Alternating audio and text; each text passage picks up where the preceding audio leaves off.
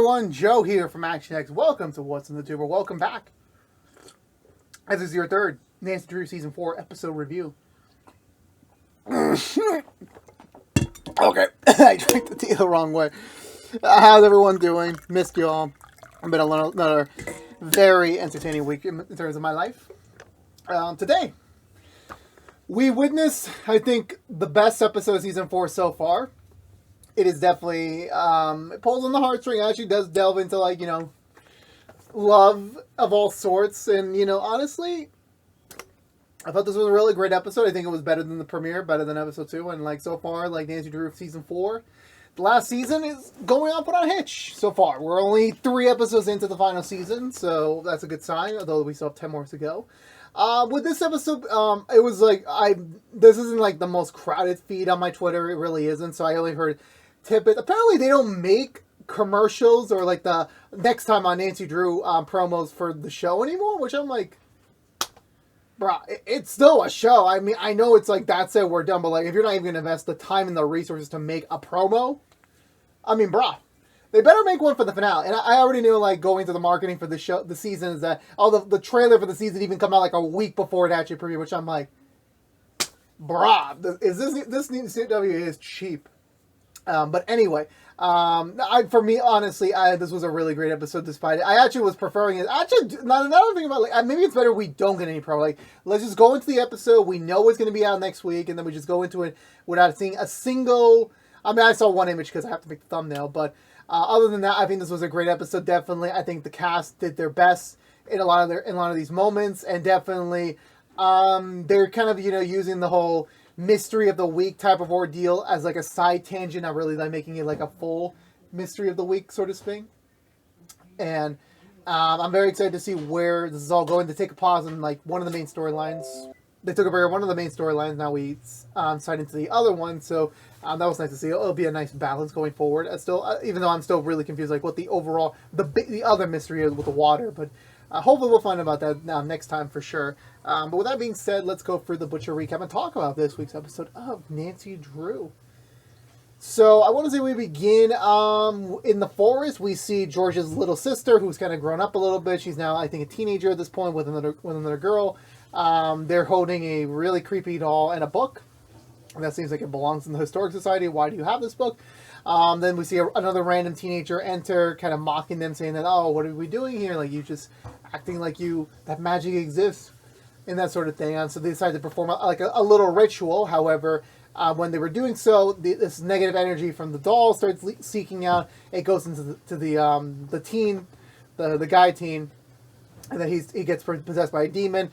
He starts chasing the two, but they manage to get away. They call Nancy, begging for help. But before we get to that point of the story, we got to retrace our steps a little bit. We head back to the Drew Investigations headquarters, aka Nancy's castle in the sky, and not the sky. I don't know what I was trying to do there. And she and Ace are now researching everything, how to break the curse that Temperance has left on them. They're searching at every angle possible. They're trying their best. It's actually the first time they've been on the same page and actually are communicating with each other in a long time, and they're enjoying it. They're enjoying picking things up really where they left off. And it's really sweet just to see them they're trying to hold back their romantic feelings, but they're really trying. It's just so damn hard. Eventually, they do notice something, a ancient device, an ancient tool that was used as a battery for rituals to make things even more stronger than they may seem. And honestly, it's okay, it doesn't really look like a battery, but okay, let's just make this affordable as we can.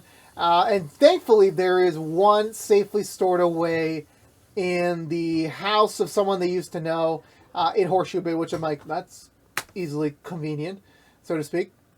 So they head off over there to go meet them. Meanwhile, Bess is giving a historic tour. No, we're not there yet.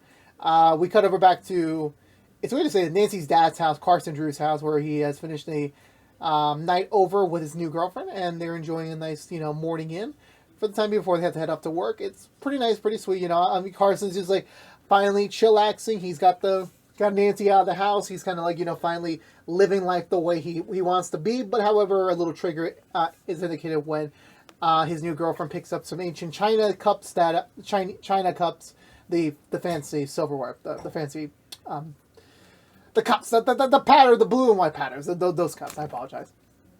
She picks them up, and they have a little chip on them. Carson negatively reacts to it, saying that stop, get away from it, don't touch it, leave it alone.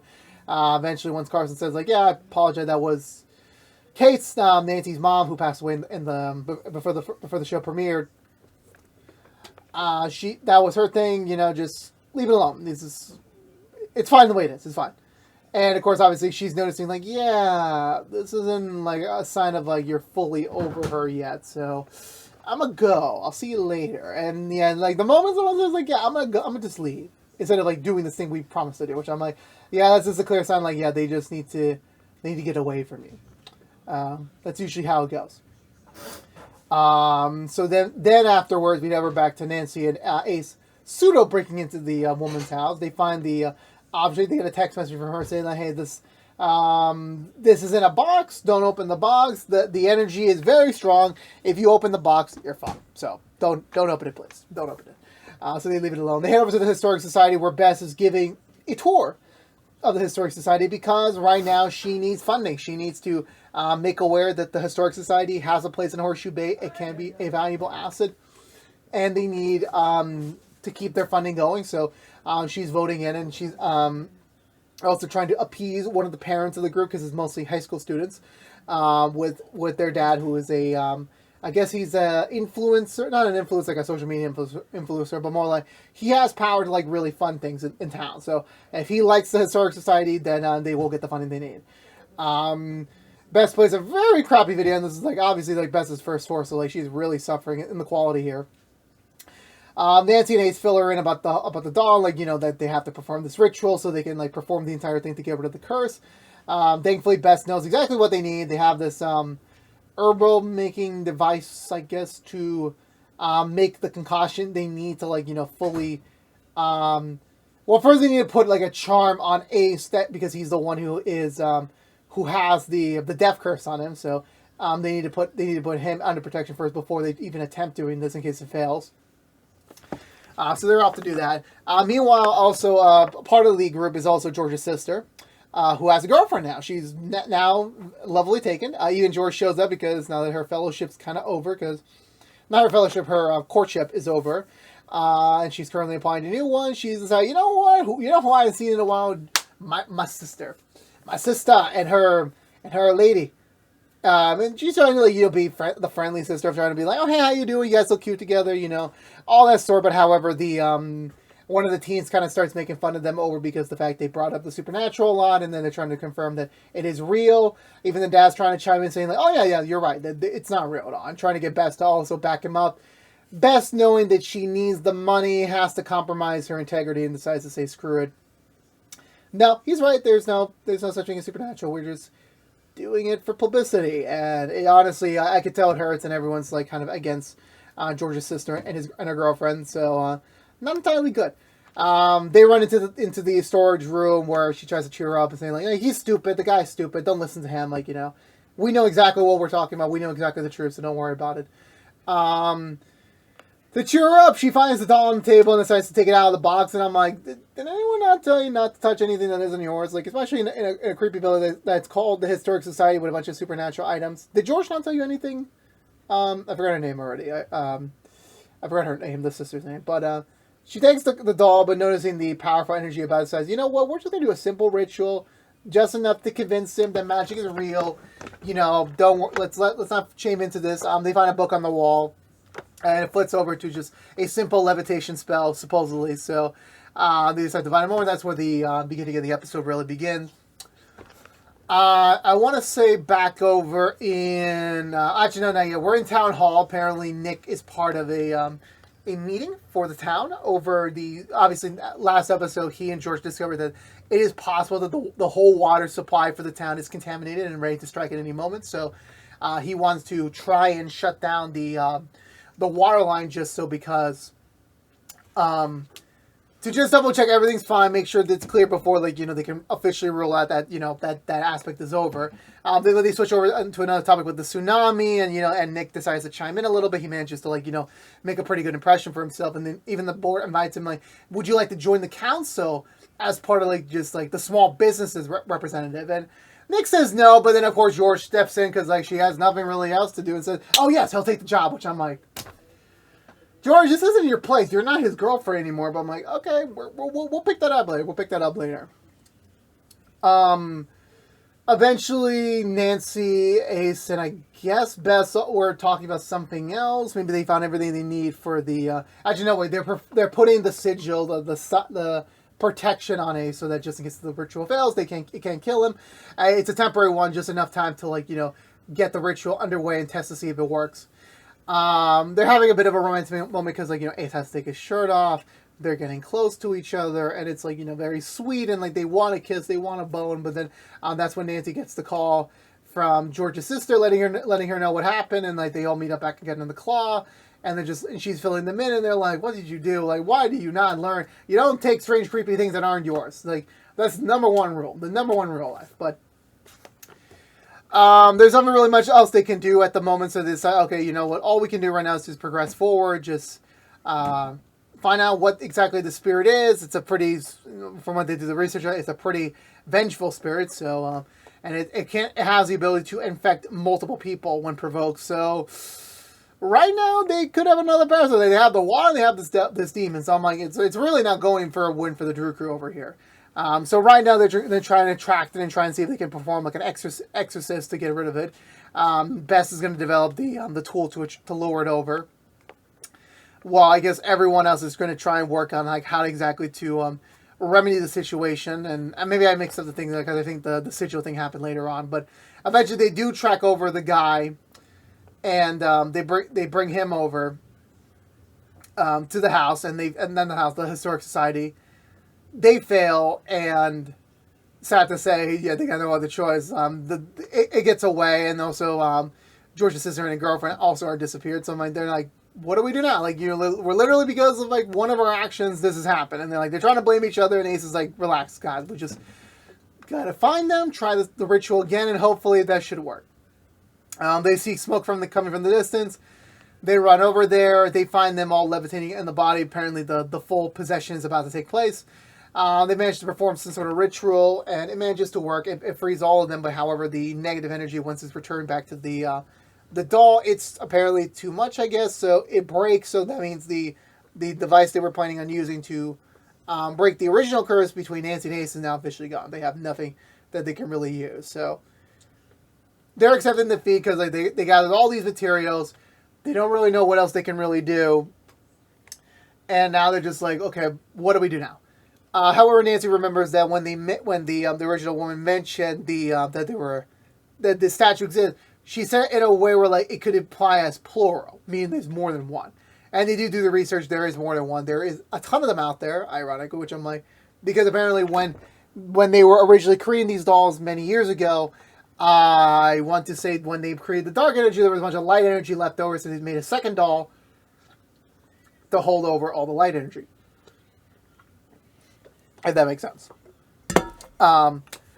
So they look online, the dark web apparently, and they do find one listed at a antique shop that's about 2 hours away, so Nancy and Ace are going to go over there. Bess also identify the rest of the ingredients she needs to get the rest of the ritual going, and Nick decides to volunteer to go get them. So it seems like they're winning over here. Nancy runs into her dad, who brings his girlfriend along to talk to her about just his overreaction to the cups earlier. Apologized, maybe I am over her, but and I do want to be. It's just I'm just a little possessed at the time, and they're trying to talk about it, but it's not quite seemingly as clear as they may be. However, eventually, also she gets a call from her firm. Apparently, they got a new case in from the dad of the kid that got possessed, the first one, who wants to press charges against the Historic Society for teaching his kid about the supernatural. So she runs over to go handle it, and that leaves Carson all alone to ponder with his thoughts. Nancy and Ace drive over to the other town. Nancy's trying to break in, and however, Ace decides, did we even check the back door? And also, this is broad daylight, and does no one in town notice this girl trying to break into an antique show? Does no one notice or anyone care? Is that the way our society is right now? Is that really the case? Maybe. So Ace gets the doll, easy peasy, and they start to head the way back. We're still at the claw. They're still cooking up the ingredients for the ritual, and it seems to be going well. Of course, I want to say I forgot what they were talking about specifically about it, but I completely forgot. But I know that eventually Nick remembers that he got forcefully volunteered to join the council by George, so he has to attend a meeting. So he's going to go do the meeting first, and then pick up the flowers later. So when he's at the meeting, his pitch is like trying to like shut down the water main, like let's do some testing. Our neighboring town over is willing to donate their water supply for the time being, so that we can still be operational again. So it is a very nice. It's nice. It's nice to see that. I want to say beyond that point, we get to. So at the time being, it worked. So he gets approval, and then they're going to shut down the main and everything. So they're all communicating with each other. Everything seems to be working out too perfectly, mind you. It seems to be way too perfect, in my opinion. So we head over to Nancy's castle. It's still weird to say that. And they're about to start the ceremony, the ritual. They got the chalices out with the liquid. They got everything to go. They got the doll. Everything seems ready to go for this ritual. And so they start to perform it. And there's like three good acting, like really three good scenes in this episode. Like this was one of them when they have their first proper kiss. Because remember, in the past, it's never been like a proper kiss. It's always been like beyond the world, or like in another reality, like that's all they kiss. And this was their first proper kiss in the main universe. No backseas. This is it. And once they kiss, they start to have flashbacks to all the moments in their life leading into eventually where they are now. And honestly, it is very sweet. It is very much like they truly do love each other. That it was very subtle in season 1. Like even when I was reviewing season 1 again a few weeks ago, I wasn't even paying much attention to that. Like I knew it was apparent, but it wasn't like, wow, I didn't even notice this in this context now. And now that they're here having their first kiss, it's so magical. The curse is starting to like be released from their bodies into the doll, but all of a sudden it starts to get reverberated back into themselves. And then the surrounding veil around them get turned into like the little insects that was present when Temperance did the original curse months ago. So now they realize, oh crap, Temperance planned all this. She knew they were going to try every single angle possible. She somehow knew about everything. She like thought of every single possible solution they could even think of, and she has countermeasures. So one of the ingredients or the veil wasn't, regardless of what that may be, the ritual failed and it doesn't work. However, since Ace is protected, he can't be killed. The spell starts to attack Nancy. And Nancy starts to collapse. She faints, and then it's all worrisome because we don't really know what's going to happen there. Obviously, she's our titular character. They're going to kill her off, but we wake her up back in the hospital. Carson's there. It's been of a while. They were trying to fight for her life. It's been touch and go there, but now she's fine. And Carson was like very scared, even when Nancy told him like, yeah, we were trying to break the curse. And Carson's like, why would you do that? Like, you literally told me it's a death curse. If you try anything to break it, even enact on it, you will die. Or one of you will die. And Carson, realizes, this is, the closest he's been to losing his other family. His other, his daughter. And, with the theme of, him not really getting over Kate. How devastating would it have been if Nancy died? Not even, more than a year after Kate died. It would have been traumatic for him. It would have been, way too much. And he... Honestly, as much as, I've always, kind of shit-talked Carson's actor and Carson himself as a character since the first season, this was one of those moments when it came full circle for me where, yeah, definitely this guy truly cares about his daughter. And this scene where, he actually enacts his emotions and crying, it's I can feel the energy of this scene. I can feel it. And then he's like, okay, enough of my crying. I'm going to bring Ryan in. Ryan was worried about you, too, and just to make sure you're okay. I'll let everyone know that you're okay. So back over to reality over here. Nick apparently got rejected for his water main shutdown proposal because that's not his beat. That's not his deal. He's running the restaurant business. The cons took it under consideration, and they rejected it. And now, right now, all they can do is just you know what, Nick? Maybe there was nothing to worry about. Obviously, Nick's distraught and upset because this was his one chance to get in and help people, but it didn't really work.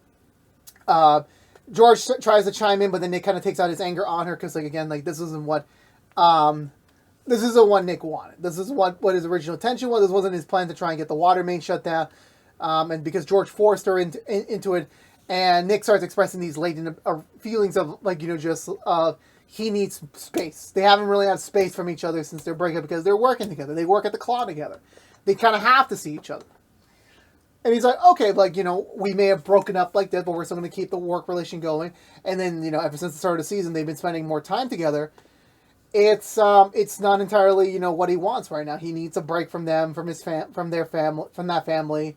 And it's not because he hates her, but because he just needs a break to, like, breathe and everything. I can just feel in George, because, like, George doesn't have anything right now. Like, her clerkship is over for now. She's trying to find something to do, even, like, when she talks to her sister earlier or later about, like, the don't do this again. And she says, I won't, but, like, I'm going to still make mistakes. You can't protect me or fix me with that, because I'm going to make them. It's kind of like things are starting to, like, go beyond George's control, and it's not something that she's feeling comfortable with, per se. So I am not really feeling, I'm not feeling happy for George right now. I'm really not. Bess is continuing, apparently, to privately teach George's sister and her girlfriend in private about the ways of magic, about the artifacts, everything in the Historic Society. Even the dad shows up, like, trying to still once again deny, like, this doesn't exist. Whatever you guys just did, like, it was all a game, it was all a trick. You need to stop this now. You really need to. But that doesn't sway Bess at all. She decides to continue teaching the girls, to just be better prepared to deal with the supernatural in the future.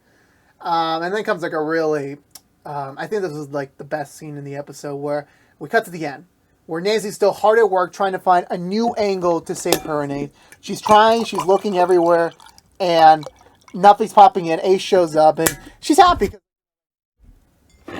They just had this kiss. They're happy. Like, now she's got the taste of, like, this is what love feels like. I found my person. I'm ready to, like, fight for us and figure this out and break this curse once and for all. And Ace is like, no. As much as I love you, as much as I want to break this curse, as much as I want to be with you right now, it is not worth losing your life over if we take a risk again. Because there's no guarantee. Because Temper's thought of everything. Because imagine, like, let's say we broke the curse. Oh no, she has another curse where, like, maybe if they have sex, they're gonna kill each other. Or when they have a baby, is gonna be a supernatural. I really don't know anymore. Like, Temper's probably thought of every logistical thing in the book to make sure they can never properly be happy, like, for the rest of their life, that they can't. And Nancy's, obviously now we're at the reverse of when we first started the season, which I know it wasn't that, like, long ago, but still counts. When Nancy was distraught, she'd given up, and she tells Ace, like, you got to give up too.